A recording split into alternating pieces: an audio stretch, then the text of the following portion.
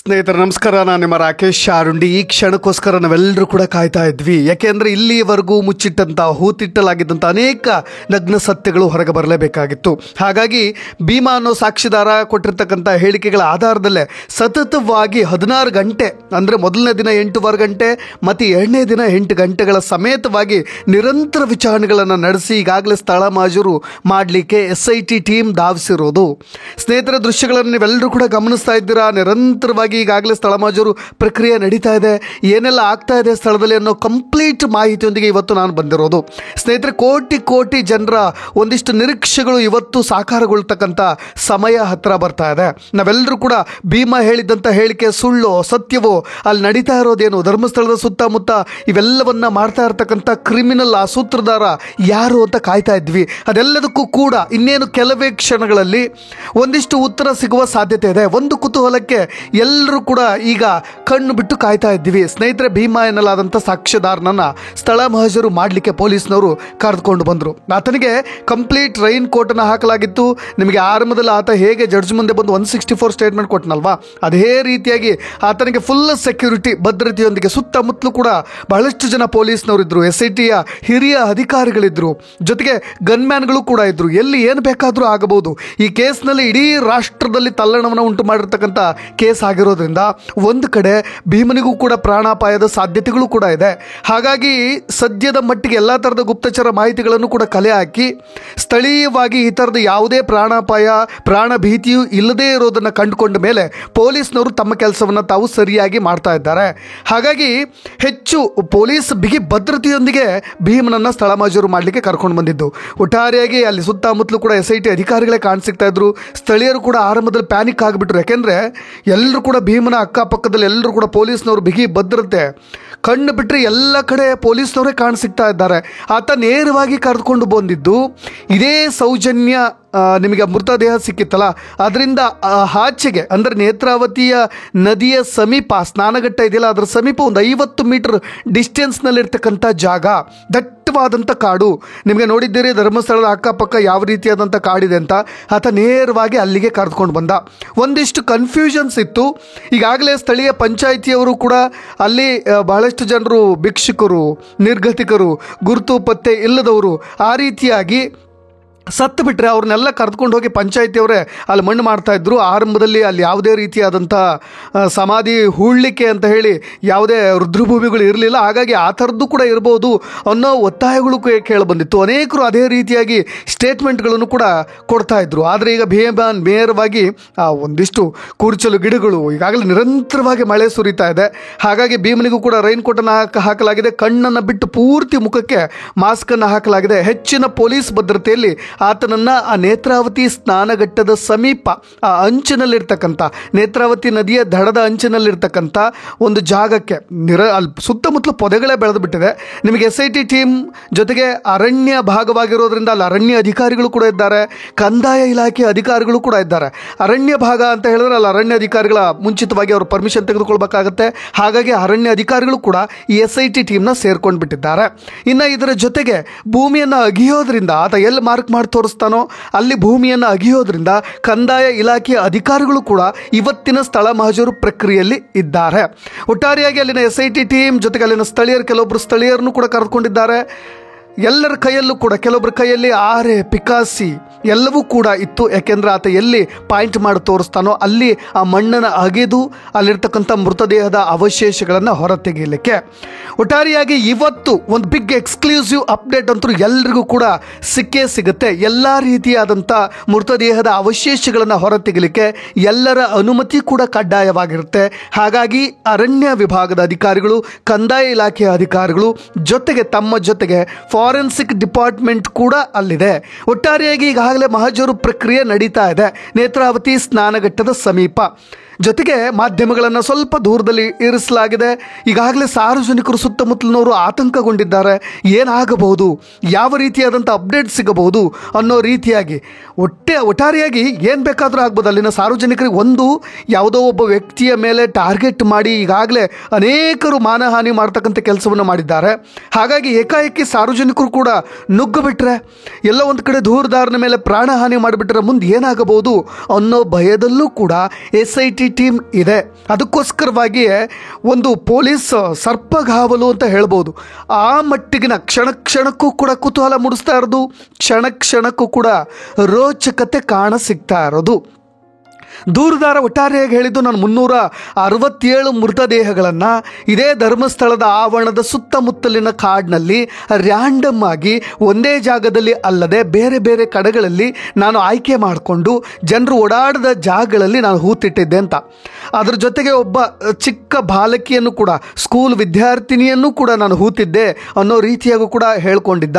ಈಗ ಆತ ಮೊದಲು ಆಯ್ಕೆ ಮಾಡಿಕೊಂಡಿರ್ತಕ್ಕಂಥ ಮೃತದೇಹ ಯಾವುದು, ಯಾವ ಜಾಗವನ್ನು ಆತ ಆಯ್ಕೆ ಮಾಡಿಕೊಂಡಿದ್ದಾನೆ ಅಂತ ಎಲ್ರಿಗೂ ಕೂಡ ಸಹಜವಾದಂಥ ಕುತೂಹಲ ಇತ್ತು. ಸ್ನೇಹಿತರೆ, ಈಗಾಗಲೇ ನಿಮಗೆ ಗೊತ್ತಾಗ್ತಾ ಇರುವಂತೆ ಭೀಮಾ, ಈ ದೂರುದಾರ ಭೀಮಾ ಹೆಸರಿನ ಈ ಸಾಕ್ಷ್ಯಾಧಾರ ಮೊದಲು ನೇತ್ರಾವತಿ ಸ್ನಾನಘಟ್ಟದ ತೀರವನ್ನೇ ಆಯ್ಕೆ ಮಾಡಿಕೊಂಡಿದ್ದಾನೆ, ಪಕ್ಕದ ಜಾಗವನ್ನೇ ಆಯ್ಕೆ ಮಾಡಿಕೊಂಡಿದ್ದಾನೆ. ಇವತ್ತು ಕೂಡ ನಿರಂತರವಾಗಿ 2 ದಿನಗಳ ವಿಚಾರಣೆಯನ್ನು ಎದುರಿಸಿದ್ನಲ್ವ, ಅದೇ ವಾಹನದಲ್ಲಿ ವಕೀಲರ ಸಮೇತ ಸ್ಥಳ ಮಹಜರು ಮಾಡಲಿಕ್ಕೆ ಭೀಮಾ ಧಾವಿಸಿದ್ದು. ಇದ್ಯಾವುದನ್ನು ಕೂಡ ಆತ ಪೂರ್ವ ನಿಯೋಜನೆಯಿಂದ ಅಲ್ಲಿ ಯಾರಿಗೂ ಕೂಡ ಹೇಳಿಲ್ಲ. ಯಾಕೆಂದರೆ ನಿನ್ನೆ ಪ್ರಣವ್ ಮೊಹಂತಿಯವರು ಆತನ ವಿಚಾರಣೆ ಮಾಡಬೇಕಾದರೂ ಕೂಡ ನೇರ ಪ್ರಶ್ನೆಗಳಿಗೆ ಸರ್ ಹೇಳಿ, ಎಲ್ಲಿ ಬಚ್ಚಿಟ್ಟಿದ್ದೀರಿ, ಎಲ್ಲಿ ಹೂತಿಟ್ಟಿದ್ದೀರಿ, ಎಲ್ಲ ಪ್ರಶ್ನೆಗಳಿಗೂ ಕೂಡ ಆತ ನಿರ್ಭೀತಿಯಿಂದ ನಿರ್ಭಡೆಯಿಂದ ಎಲ್ಲ ಪ್ರಶ್ನೆಗಳಿಗೂ ಕೂಡ ಉತ್ತರ ಕೊಡ್ತಾ ಇದ್ದ. ಆದರೆ ಯಾವ ಜಾಗ ಮ್ಯಾಪ್ ಮಾಡಿ ತೋರಿಸ್ತೀಯಾ ಅಂತ ಹೇಳಿದ್ರೆ ಮಾತ್ರ, ನೀವು ನೇರವಾಗಿ ನನ್ನನ್ನು ಕರೆದುಕೊಂಡು ಹೋಗಿ ಸ್ವಾಮಿ, ನಾನು ಅಲ್ಲಿಗೆ ಬರ್ತೀನಿ, ನೇರವಾಗಿ ನಮ್ಮ ವಕೀಲರ ಜೊತೆ ಬರ್ತೀನಿ ಅಂತ ಹೇಳಿದ್ದ. ಇವತ್ತು ಕೂಡ ಇದೇ ನೇತ್ರಾವತಿ ಸ್ನಾನಘಟ್ಟದಲ್ಲಿ ಆ ಸ್ಥಳ ಮಹಜರು ಪ್ರಕ್ರಿಯೆ ನಡೀತಾ ಇದೆಯಲ್ಲ, ಆತ ತೋರಿಸ್ಬೇಕು ಅನ್ನೋ ಜಾಗವನ್ನು ಯಾರಿಗೂ ಕೂಡ ಬಾಯಿ ಬಿಡದೆ ನೇರವಾಗಿ ಅದೇ ಜಾಗಕ್ಕೆ ಕರ್ಕೊಂಡು ಹೋಗ್ತಾ ಇದ್ದಾನೆ. ಆರಂಭದಲ್ಲಿ ಆ ಸ್ನಾನಘಟ್ಟದ 50 ಮೀಟರ್ ಡಿಸ್ಟೆನ್ಸ್ನಲ್ಲಿ ಅಲ್ಲೆಲ್ಲ ಕೂಡ ಬಹಳಷ್ಟು ಒಂದು ಎತ್ತರಕ್ಕೆ, ಅಂದರೆ ಒಂದು 6 ಅಡಿ ಎತ್ತರಕ್ಕೆ ಎಲ್ಲ ಪದಗಳು ಕೂಡ ಬೆಳೆದು ಬಿಟ್ಟಿದೆ. ಅಂದ ಹಾಗೆ ಆತ ಈ ಜಾಗಕ್ಕೆ ಈ ಹಿಂದೆಯೂ ಕೂಡ ಬಂದು ಹೋಗಿದ್ನ ಅನ್ನೋದು ಇಲ್ಲಿ ಬಹಳಷ್ಟು ಅನುಮಾನಗಳು ಕೂಡ ಕಾಡ್ತಾರೆ. ಸಹಜವಾಗಿ ಆತ ಅಲ್ಲಿಗೆ ಬಂದಿರಲಿಕ್ಕಿಲ್ಲ. ಯಾಕೆಂದರೆ ಆತ ಅಲ್ಲಿ ಓಡಾಡಿದರೆ ನಾನು ನಾಳೆ ಈ ರೀತಿಯಾದಂಥ ಜಾಗವನ್ನು ತೋರಿಸಬಹುದಾಗಬಹುದು, ಆ ಥರದ ಒಂದು ಸಮಯ ಬರಬಹುದು ಅನ್ನೋ ರೀತಿಯಿಂದಲೇ ಆತ ಮಾರ್ಕ್ ಮಾಡಿರ್ತಿದ್ದ. ಆದರೆ ಆತ ಒಂದು ಅನುಮಾನದಲ್ಲೇ ಆ ಜಾಗವನ್ನು ತೋರಿಸಲಿಕ್ಕೆ ಕರ್ಕೊಂಡು ಹೋಗ್ತಾ ಇದ್ದಾನೆ. ಒಟ್ಟಾರೆಯಾಗಿ ಒಂದು ಮಹತ್ವದ ಘಟ್ಟ ಅಂತಲೇ ಹೇಳ್ಬೋದು. ಭಾನುವಾರದ ವಿಚಾರಣೆಯಲ್ಲಿ ಪ್ರಣವ್ ಮೊಹಂತಿಯವರು ನಿರಂತರವಾಗಿ ಯಾವುದೇ ಪ್ರಶ್ನೆಗಳನ್ನು ಕೂಡ ಕೇಳಿದ್ರು ಕೂಡ ಆತ ಯಾವುದೇ ರೀತಿಯಾದಂಥ ಮ್ಯಾಪಿಂಗ್ ಮಾಡಲಿಕ್ಕೆ ಹೋಗಿರಲಿಲ್ಲ. ಅಲ್ಲಿನ ಧರ್ಮಸ್ಥಳದ ಪಂಚಾಯತಿ ಸದಸ್ಯರು, ಅಲ್ಲಿನ ಸ್ಥಳೀಯರು ಏನೇ ಹೇಳಲಿ, ಆದರೆ ಈಗ ಆತ ತೆಗಿತಕ್ಕಂತಹ ಮೃತದೇಹ ಏನೇ ಇರಬಹುದು, ಯಾರದ್ದಾಗಿರ್ಬೋದು, ಆ ಅಪ್ರಾಪ್ತ ಬಾಲಕಿಯದ್ದ, ಮಹಿಳೆಯದ್ದ, ಜೊತೆಗೆ ಪುರುಷನದ್ದ, ಇವೆಲ್ಲವೂ ಕೂಡ ಈಗ ರೋಚಕತೆಯ ಘಟ್ಟಕ್ಕೆ ತಲುಪಿರಬಹುದು. ಸ್ನೇಹಿತರೆ, ಅನಾಥ ಶವಗಳನ್ನು ದಫನ್ ಮಾಡೋ ಜಾಗ ಅಂತೆಲ್ಲ ಹೇಳಲಾಗುತ್ತೆ. ಆದರೆ ಈಗ ಈ ರುದ್ರಭೂಮಿ ಇರ್ತಕ್ಕಂಥ ಜಾಗ ಆಗಿನ ಕಾಲದಲ್ಲಿ 2003 ಹಿಂದೆ ಅಲ್ಲಿನ ಸ್ಥಳೀಯ ಪಂಚಾಯಿತಿಯವರು ಹೂಳ್ತಾ ಇರ್ತಕ್ಕಂಥ ಜಾಗ, ಜೊತೆಗೆ ಈಗ ಭೀಮ ತೋರಿಸ್ತಾ ಇರ್ತಕ್ಕಂಥ ಜಾಗ ಭಾಳಷ್ಟು ವಿಭಿನ್ನವಾಗಿದೆ. ಆತ ಅಲ್ಲಿನ ಸ್ಥಳೀಯರು ಮಾಡಿದಂಥ ಆರೋಪದ ಜಾಗಗಳಿಗೆ ಆತ ಕರೆದುಕೊಂಡು ಹೋಗಿಲ್ಲ. ಆತ ಎಲ್ಲಿ ತಾನು ಒಬ್ಬನೇ ಈ ರೀತಿಯಾಗಿ ಹೂಳು ಅಂತ ಹೇಳಿದಾಗ ಆತ ತೆಗೆದುಕೊಂಡು ಹೋಗಿ ಹೂಳ್ತಾ ಇದ್ನೋ ಅದೇ ಜಾಗಕ್ಕೆ ಕರೆದುಕೊಂಡು ಹೋಗಿದ್ದಾನೆ. ಸ್ನೇಹಿತರಿಗಾಗಲೇ ಸುತ್ತಲೂ ಪೊಲೀಸರು ಕೂಡ ಸೆಕ್ಯೂರಿಟಿ ಸಮೇತ ಆತ ತೋರಿಸ್ತಾ ಇರೋ ಜಾಗವನ್ನು ಪರಿಶೀಲನೆ ಮಾಡ್ತಾ ಇದ್ದಾರೆ. ಆತ ಇಲ್ಲಿ ಅಂತ ಫೈನಲ್ ಒಂದು ಜಾಗ ತೋರಿಸ್ಬಿಟ್ರೆ ಅದೇ ಜಾಗವನ್ನು ಈಗ ಹಾರೆ ಪಿಕಾಸಿಗಳಿಂದ ತೆಗೆಯೋ ಕೆಲಸವನ್ನು ಕೂಡ ಮಾಡ್ತಾರೆ. ಸ್ನೇಹಿತರೆ, ಒಟ್ಟಾರೆಯಾಗಿ ಆತ ಎಲ್ಲಿ ಬರಿಯಲ್ ಮಾಡಿದ್ದಾನೆ ಅಲ್ಲಿನ ಮಣ್ಣಿನ ಸ್ಯಾಂಪಲ್ನು ಕೂಡ ತೆಗೆದುಕೊಳ್ಳಲಾಗುತ್ತೆ. ಜೊತೆಗೆ ಅಲ್ಲೇನಾದರೂ ಹೂಳು ಎತ್ತಿದ ಮೇಲೆ ಅಲ್ಲೇನಾದರೂ ಬೋನ್ಸ್ಗಳು ಸಿಕ್ಕರೆ ಅವುಗಳನ್ನು ಕೂಡ ಪ್ರಿಸರ್ವ್ ಮಾಡಲಾಗುತ್ತೆ. ಉಗುರು ಸಿಕ್ಕರೆ ಅದನ್ನು ಕೂಡ ತೆಗೆದುಕೊಳ್ತಾರೆ. FSL ಟೀಮ್ ಈಗಾಗಲೇ ಸಿದ್ಧವಾಗಿದೆ. ಇನ್ನೊಂದು ಕಡೆ ಅಲ್ಲಿ ಏನಾದರೂ ತಲೆ ಕೂದಲು ಸಿಕ್ಕರೆ ಅದನ್ನು ಕೂಡ ಸೀಸ್ ಮಾಡ್ತಾರೆ. ಅಲ್ಲಿರ್ತಕ್ಕಂಥ ಜಾಗವನ್ನು ನೀವು ಗಮನಿಸ್ಬೋದು. ದಟ್ಟವಾದಂಥ ಗಿಡಗಂಟಿಗಳು ಬೆಳೆದುಕೊಂಡಿವೆ. ಅದನ್ನೆಲ್ಲವನ್ನು ಕೂಡ ಆರಂಭದಲ್ಲಿ ಕ್ಲೀನ್ ಮಾಡಬೇಕು. ಕನಿಷ್ಠ ಈ ಜಾಗವನ್ನು ಕ್ಲೀನ್ ಮಾಡಲಿಕ್ಕೆ ಒಂದು 30 ತಾಸು ತೆಗೆದುಕೊಳ್ಬೋದು, ಅಂದರೆ 30 ನಿಮಿಷಗಳ ಸಮಯವನ್ನು ಕೂಡ ತೆಗೆದುಕೊಳ್ಳಬಹುದು. ಈಗಾಗಲೇ ಸ್ಥಳ ಮಹಜರು ಪ್ರಕ್ರಿಯೆ ಶುರುವಾಗಿರೋದ್ರಿಂದ ನಿಖರ ಜಾಗವನ್ನು ಆತ ಪಾಯಿಂಟ್ ಮಾಡಿದ್ರೆ ಈಗಾಗಲೇ ಪ್ರಕ್ರಿಯೆ ಶುರುವಾಗುತ್ತೆ. ಒಂದು ಕಡೆ ಅದನ್ನು ವಿಡಿಯೋ ರೆಕಾರ್ಡ್ ಮಾಡಲಿಕ್ಕೂ ಕೂಡ ಅಲ್ಲಿನ ಸಿಬ್ಬಂದಿಗಳು ಕೂಡ ಸಿದ್ಧರಿದ್ದಾರೆ. ಫೋಟೋಗಳನ್ನು ಕೂಡ ತೆಗೆಯಲಾಗ್ತದೆ. ಎಲ್ಲವನ್ನು ಕೂಡ ದಾಖಲೆ ಸಮೇತ ಇಡಲಾಗ್ತಾ ಇದೆ. ಇನ್ನೊಂದು ಕಡೆ ಧರ್ಮಸ್ಥಳದ ಸ್ಥಳೀಯರನ್ನು ಕೂಡ ಇದರಲ್ಲಿ ಸೇರಿಸ್ಕೊಳ್ಬೇಕು. ಯಾಕೆ ಅಂದರೆ ಅವರು ಅಲ್ಲಿಗೆ ಸಾಕ್ಷ್ಯದಾರರಾಗಬೇಕು. ಅವ್ರನ್ನೂ ಕೂಡ ಕರೆದುಕೊಂಡ್ಲಾಗುತ್ತೆ. ಎಲ್ಲೋ ಒಂದು ಕಡೆ ಅವ್ರು ನಾಳೆ ಉಲ್ಟಾ ಹೊಡೆಯೋ ಸಾಧ್ಯತೆಗಳು ಇರುತ್ತೆ. ಹಾಗಾಗಿ ಸರ್ಕಾರಿ ಅಧಿಕಾರಿಗಳನ್ನೇ ಸಾಕ್ಷಿದಾರರನ್ನಾಗಿ ಪರಿಗಣಿಸಿದರೆ ಮುಂದೆ ಈ ಕೇಸ್ ಇನ್ನೊಂದು ತಿರುವನ್ನು ಪಡೆದುಕೊಳ್ಳುವ ಸಾಧ್ಯತೆಗಳು ಇರೋದಿಲ್ಲ. ಒಟ್ಟಾರೆಯಾಗಿ ಈಗ ಆರಂಭದಲ್ಲಿ ಆ ನೇತ್ರಾವತಿ ಸ್ನಾನಘಟ್ಟದ ಸಮೀಪ ಒಂದು 50 ಮೀಟರ್ ಅಲ್ಲೂ ಕೂಡ ಪರಿಶೀಲನೆ ಮಾಡಿದ್ರು. ಇದಾದ ಮೇಲೆ ಒಳಗೆ ಅಂದರೆ ದಟ್ಟ ಕಾಡಿನ ಒಳಗೆ ಕರ್ಕೊಂಡು ಹೋಗಿದ್ದಾರೆ. ಅದು ಕ್ಯಾಮ್ರಾಗಳಿಗೂ ಕೂಡ ಈಗ ಸೆರೆ ಆಗ್ತಾ ಇಲ್ಲ, ಮಾಧ್ಯಮಗಳನ್ನು ಕೂಡ ತುಂಬ ದೂರ ಇರಿಸಲಾಗಿದೆ. 20 ನಿಮಿಷಗಳ ಕಾಲ ಆರಂಭದಲ್ಲಿ ಆ ನೇತ್ರಾವತಿ ಸಮೀಪ ಇದ್ದ ಜಾಗದಲ್ಲಿ ಕೂಲಂಕುಷವಾಗಿ ಪರಿಶೀಲನೆ ಮಾಡಲಾಯಿತು. ಅದಾದ ನಂತರ ಈಗ ಒಳಗೆ ಕರ್ಕೊಂಡು ಹೋಗಿದ್ದಾರೆ. ಆತ ಕಂಡು ಹಿಡಿದು ಬಿಟ್ಟರೆ, ಆ ಜಾಗವನ್ನು ತೋರಿಸಿಬಿಟ್ರೆ, ಅಲ್ಲೇನಾದರೂ ಒಂದು ಮೃತದೇಹ ಪತ್ತೆ ಆಗಿಬಿಟ್ರೆ ಆರೋಪಿಗಳ ಎದೆಯಲ್ಲಿ ನಡುಕ ಶುರುವಾಗೋದಂತೂ ಗ್ಯಾರಂಟಿ. ಈ ಪ್ರಕರಣಕ್ಕೆ ಒಂದು ದೊಡ್ಡ ಟ್ವಿಸ್ಟ್ ಅಂತೂ ಸಿಕ್ಕೇ ಸಿಗುತ್ತೆ. ಒಟ್ಟಾರೆ 2 ದಿನಗಳ ವಿಚಾರಣೆ ಬಳಿಕ ಈ ರೀತಿಯ ನಿರ್ಧಾರಕ್ಕಂತೂ ಪೊಲೀಸ್ SIT ಟೀಮ್ ಕೂಡ ಬಂದಾಗಿದೆ.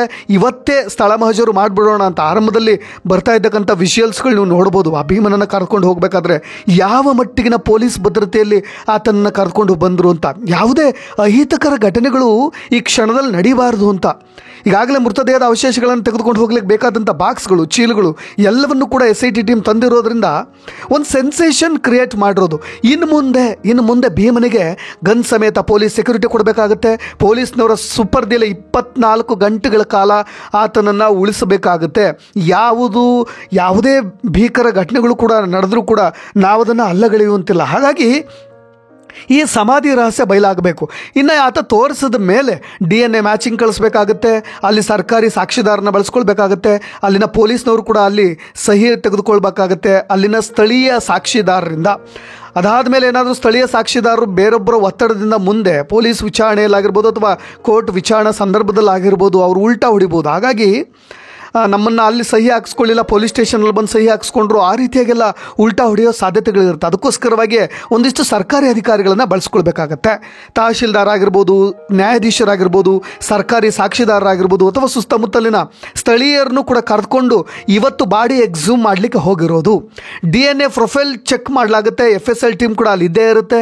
ಏನೇ ಇರಲಿ, ಆ ಚೈನ್ ಆಫ್ ಕಸ್ಟಡಿ ತಪ್ಪಿ ಹೋಗಬಾರ್ದು. ಮುಂದೆ ಎಲ್ಲೋ ಒಂದು ಕಡೆ ಈ ರೀತಿಯಾದಂಥ ತನಿಖೆ ಸರಿ ಮಾಡಲಿಲ್ಲ ಅನ್ನೋ ಅನುಮಾನಗಳು ಬರಬಾರ್ದು. ಅದು ಬೆನಿಫಿಟ್ ಆಫ್ ಡೌಟ್ ಫ್ಯೂಚರ್ನಲ್ಲಿ ಆಗಿಬಿಡುತ್ತೆ. ಅದಕ್ಕೋಸ್ಕರವಾಗಿ ಎಲ್ಲವನ್ನೂ ಕೂಡ ಎಕ್ಸ್ಹ್ಯೂಮ್ ಮಾಡಬೇಕಾಗತ್ತೆ ವಿತ್ ರೆಕಾರ್ಡ್.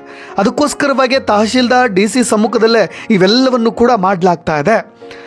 ಅಂದಹಾಗೆ ಇನ್ನೊಂದಿಷ್ಟು ವಿಷಯಗಳನ್ನು ನಾವು ಇಲ್ಲಿ ಗಮನ ಹರಿಸಲೇಬೇಕಾಗುತ್ತೆ. ಯಾಕೆಂದರೆ ಆತ ಈಗ 50 ಅಡಿ ಜಾಗ, ಅಂದರೆ 50 ಅಡಿ ಜಾಗ ತೋರಿಸ್ಬಿಟ್ರೆ ಇಷ್ಟು ಜಾಗದಲ್ಲಿ ತೆಗಿರಿ ಅಂದ ತಕ್ಷಣ ಅಷ್ಟು ಜಾಗದಲ್ಲಿ ತೆಗಿಲಿಕ್ಕೆ ಆಗೋದಿಲ್ಲ. ಅಥವಾ ಅವನು ಇದು ಒಂದು ಎಕರೆ ಜಾಗವನ್ನು ತೋರಿಸಿ ಇಲ್ಲೆಲ್ಲ ತೆಗೆದು ಬಿಡ್ರಿ ಅಂದರೆ ಅಷ್ಟು ಜಾಗವನ್ನು ಕೂಡ ಮಣ್ಣು ಅಗೀಲಿಕ್ಕೆ ಆಗೋದಿಲ್ಲ. ಆತ ಎಲ್ಲಿ ಜಾಗ ಪಾಯಿಂಟ್ ಮಾಡಿ ತೋರಿಸ್ತಾನೋ ಆ ಜಾಗವನ್ನು ಆರಂಭದಲ್ಲಿ ಮಾರ್ಕ್ ಮಾಡಬೇಕಾಗತ್ತೆ. ಅದಾದ ಮೇಲೆ ಅಲ್ಲಿಂದ ಮೃತದೇಹದ ಅವಶೇಷಗಳನ್ನು ತೆಗೆದು ಫಾರೆನ್ಸಿಕ್ ಟೀಮ್ ಪ್ರೆಸೆನ್ಸ್ನಲ್ಲಿಯೇ ಇವೆಲ್ಲವನ್ನು ಕೂಡ ಪರೀಕ್ಷೆ ಮಾಡಿ ಅವೆಲ್ಲವನ್ನು ಕೂಡ ತೆಗೆದುಕೊಂಡು ಹೋಗಲಾಗುತ್ತೆ. ಒಟ್ಟಾರೆಯಾಗಿ ಅಟಾಪ್ಸಿ ರಿಪೋರ್ಟ್ ಕೂಡ ಮುಂದೆ ಬರುತ್ತೆ. ಏನೆಲ್ಲ ಆಗಬಹುದು ಕ್ಷಣದ ನಿರೀಕ್ಷೆಗಳೊಂದಿಗೆ ನೀವೆಲ್ಲರೂ ಕೂಡ ಕಾಯ್ತಾ ಇರ್ರಿ. ಒಂದು ಒಳ್ಳೆ ಉತ್ತರಕ್ಕೋಸ್ಕರ, ಒಂದು ಒಳ್ಳೆ ಭವಿಷ್ಯಕ್ಕೋಸ್ಕರ, ಒಂದು ಒಳ್ಳೆ ನಿರೀಕ್ಷೆಗಳೊಂದಿಗೆ ನಾವೆಲ್ಲರೂ ಕೂಡ ಕಾಯೋಣ. ಇವೆಲ್ಲ ಅನುಮಾನಗಳಿಗೂ ಗೊಂದಲಗಳಿಗೂ ಕೂಡ ಪರಿಹಾರ ಸಿಗುತ್ತೆ ಅನ್ನೋ ಭರವಸೆಗಳೊಂದಿಗೆ ನಿರೀಕ್ಷೆ ಮಾಡೋಣ ಅಂತ ಹೇಳ್ತಾ ಇನ್ನಷ್ಟು ಅಪ್ಡೇಟ್ಸ್ಗಳೊಂದಿಗೆ ಮತ್ತೆ ಬರ್ತೀನಿ. ನಾನು ರಾಕೇಶ್ ಆರುಂಡಿ. ಧನ್ಯವಾದ.